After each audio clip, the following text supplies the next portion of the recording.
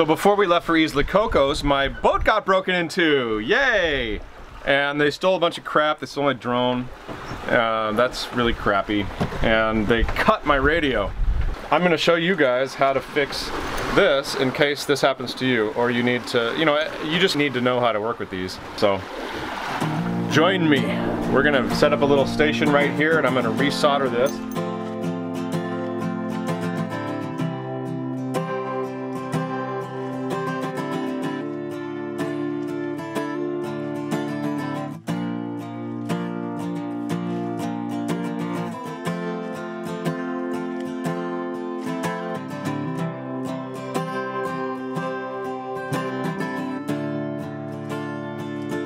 This is what they did. They cut all of my cables, including the antenna cable, and I just never got around. I was going to do this on passage anyway.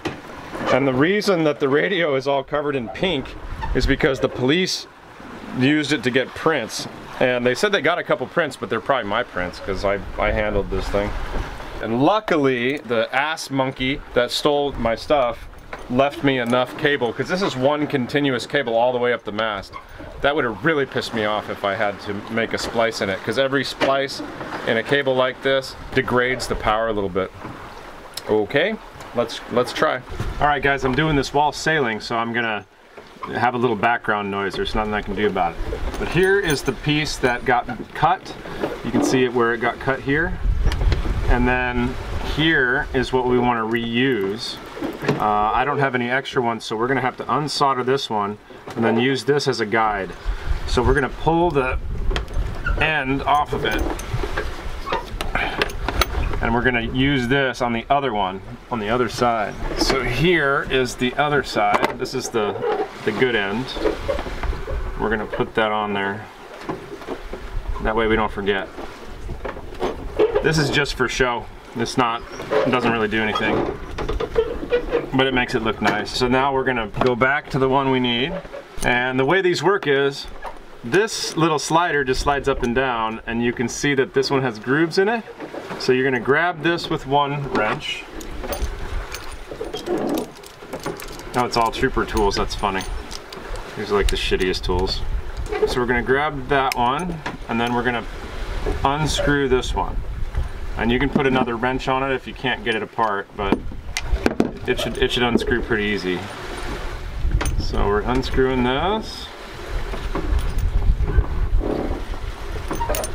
Oh boy. Somebody didn't do a good job soldering this. Me! This is the parts that we want to have. This is a 3-part system. So we've got 1, 2, and 3. Okay? And then this we're going to use as the guide for how to cut the new one. So now we're going to take the new one, and before we start cutting, the first thing we're going to do is slide this onto it. So this goes on first, and then this goes on second. That way we don't forget them, okay? And then we're going to slide them down. So now we have a clear thing to work with this piece. Just to keep in mind, these are the soldering type, not the crimp type. I think they're better to work with. So this guy cut this thing at an angle, and so we're going to need that to be straight. So we're going to take our cutter tool, and we're just going to cut it right off straight. Now we get a nice straight cut. And we're going to open it up as far as we see here. So, taking our razor blade, they have a tool that you can use just to crimp onto this and circle it around, but I don't have that tool. So, we're just going to kind of make a mark here. And then we're going to go all the way around, being careful not to cut the outer sheathing. We just want to cut the plastic sheath. We don't want to cut the interior metal pieces. Those are going to provide the ground for our cable. Okay? Now just kind of roll it around, pull it off. Alright, now this,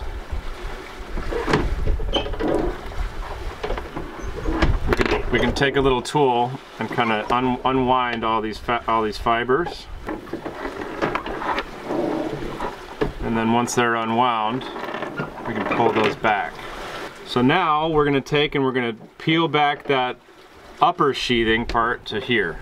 So now we're just going to measure that one, make a mark. We're going to cut that off. If you're working with something where you don't have a guide, it's not that difficult to do this. You just eyeball it. So what we're gonna do now is we're gonna just put it inside. I've obviously screwed that up, right? So instead of calling this bad, we're just gonna pretend like we don't have this. And I'm gonna show you guys how to do it with just this. You just make a mark where you think it might work, and then put this through there. There's a little hole inside. You want to put it all the way through that hole. Sometimes it helps to twist this.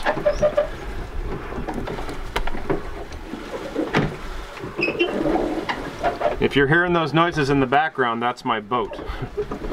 Don't worry, it's just my boat. And I think we're gonna need a little more. Yeah, this is gonna be actually too long. So we're gonna have to cut that back just a little bit. So on this one, this is all the way through there, and we're gonna have to cut that back a little bit.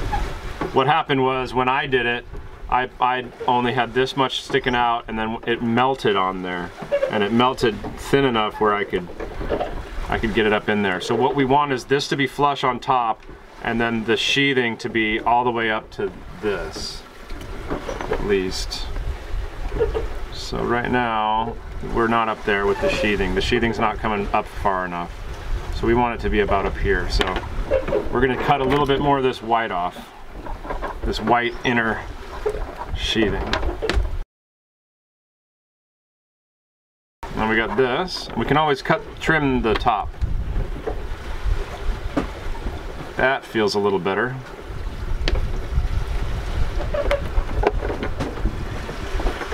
Okay, so now we have it so you can just see the sheathing there inside.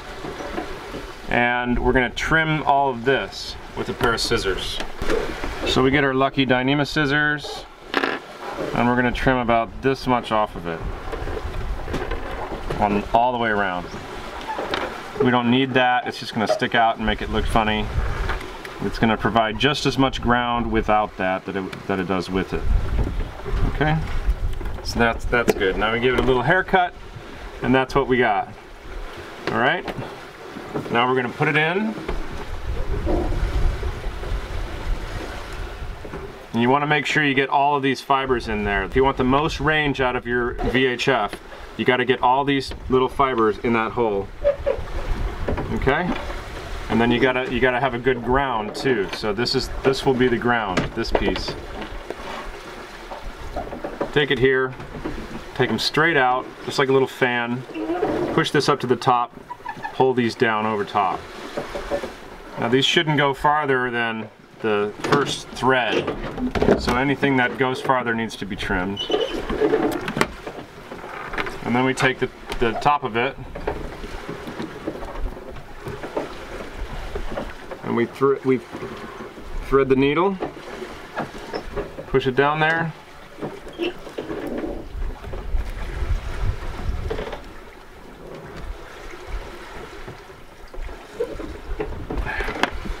and get it on there tight.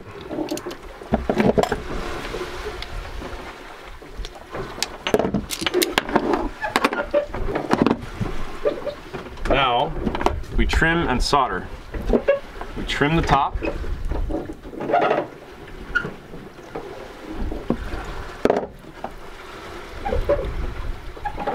And we solder those together, okay?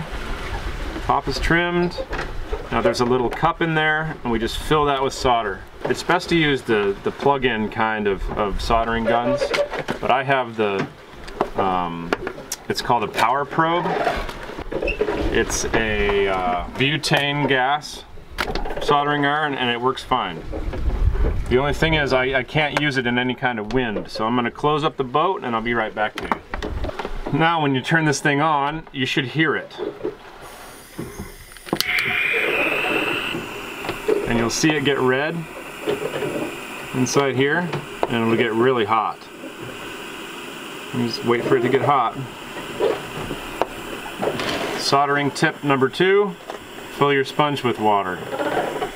When this thing starts to get hot enough, you can use the water as kind of a flux.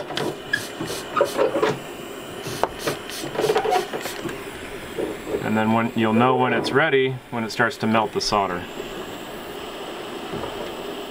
There we go, it's melting the solder. Now we just put it on here.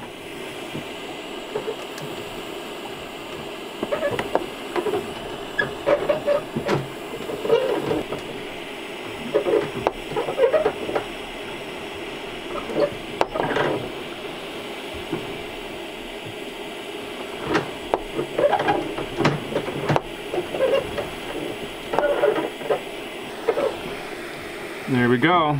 That's pretty good. It's definitely enough solder. We just want to melt it to the end of this thing so it'll go in real nice.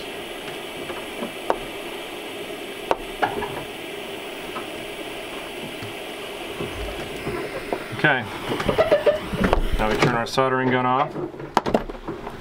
And that's what we end up with right here. It's a nice, well soldered. We're just going to trim the rest of that solder off. Just like that. And you can take some sandpaper if you want, but solder's pretty malleable, so you can clean it up with a razor blade when you're done. So that's what we want when we're done. Fairly rounded, soldered edge. Okay, so it'll fit in that radio slot real well. And then the last thing we do is we pull this up. We thread it on. Make sure the threads are right or you're going to have to re-solder it. Boom. And then we put the cover on. You got to be really careful when you do this part. Sometimes it helps to put a little bit of soap. Get a little soap. Put it on your finger. Soap this up a little bit. That way you don't pull the sheath off or anything like that. Just lubricate that a little bit. Okay. And then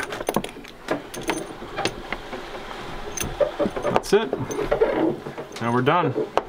When you put it in the back of the radio, you should put it in and it should seat all the way.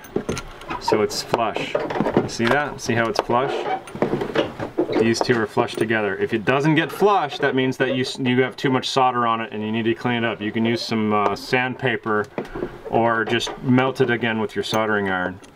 And then get it on there all the way. That's it. It's beautiful. We're done. Now we can plug our radio back in and we have AIS and VHF.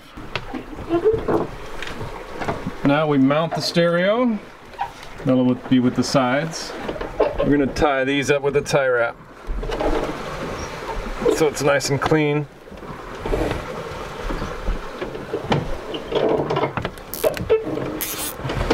And then we're going to clip the end of the tie wrap off and we can plug in the power and we've got power! Now this is my AIS system and it should work now. I've got a boat up here. It'll take a minute to initialize, but it should show me that boat. I've got the range set to 30 miles, so anything within 30 miles it should show me. Alright, now it's alarming and it's showing a couple boats, so I did something right. So we've got a boat there and a boat there and a CPA alert. So what I do is I go to Info, and it shows me the name of the boat, shows me the speed of the boat. That's at 15 knots and it says it's going away from us. So we should be good. Yeah, all done, all fixed, good to go.